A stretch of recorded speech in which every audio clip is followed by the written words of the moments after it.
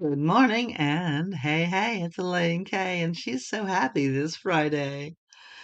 I would like to talk about a different kind of political prisoner this morning, and it being a little bit more light and breezy, a little bit. Let's talk about the politics of education. This is a very deep topic, and it's going to take an awful lot of discussion and back and forth in order to solve the problem of our educational system. But I'm going to say that the prisoners held in captivity from January 6th can at least see some light at the end of the tunnel when the administration changes eventually. Perhaps that'll be next year. Children being held captive by teachers' unions with an agenda that doesn't include teaching but includes indoctrination, those young minds are going to be held captive for a lifetime.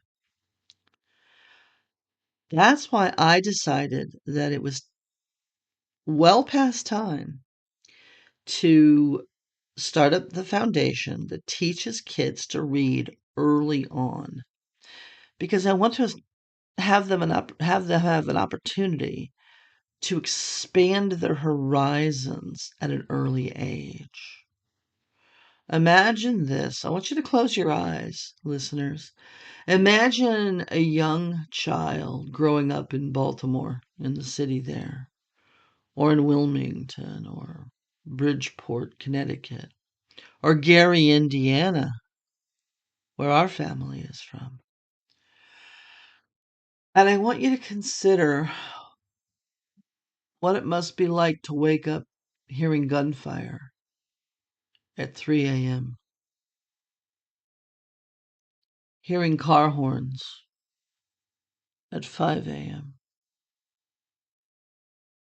going to school and finding out that your fellow second grader Jimmy was shot last night in a drive-by from a gang. What a horrible life these kids really have. And this is America? I was recently on a corporate Zoom call where a couple was talking about how they came from two different worlds. One came from a neighborhood in Washington, D.C., and the other one came from a different type of neighborhood. And when she and he started dating, I think that's the way I heard the story, she decided to go down to the market on the corner and pick up a few things. And when she got back, he said, "What did you do? Don't you know it's dangerous to go walk down to the corner market?"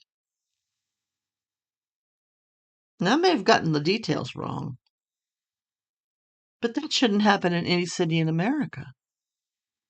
Not one city in America. We really do have the potential to solve the problem.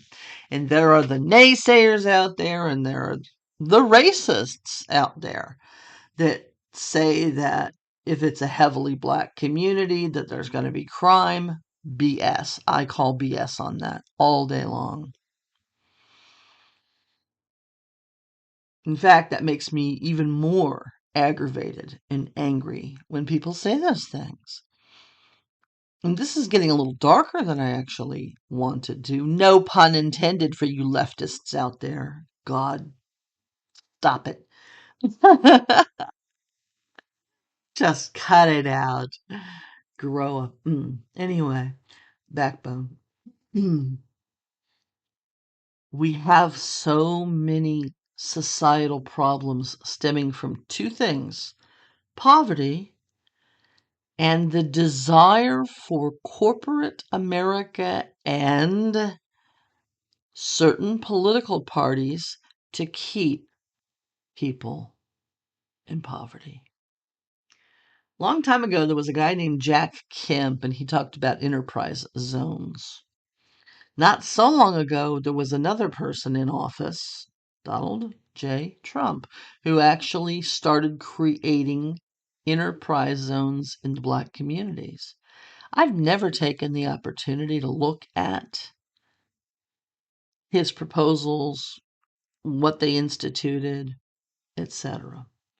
I'm going to be doing that over the next few weeks and months. And the main reason I'll be doing that is because that's part of what we need to do to educate the poorest among us. Because with that education comes freedom. Freedom of thought equals freedom of the exercise of our skills, our talents, our God given gifts. And that's where it all comes down to. So, at one point or another, when I decide to come out of the proverbial internet closet, if I decide that I would like for your support, consider that.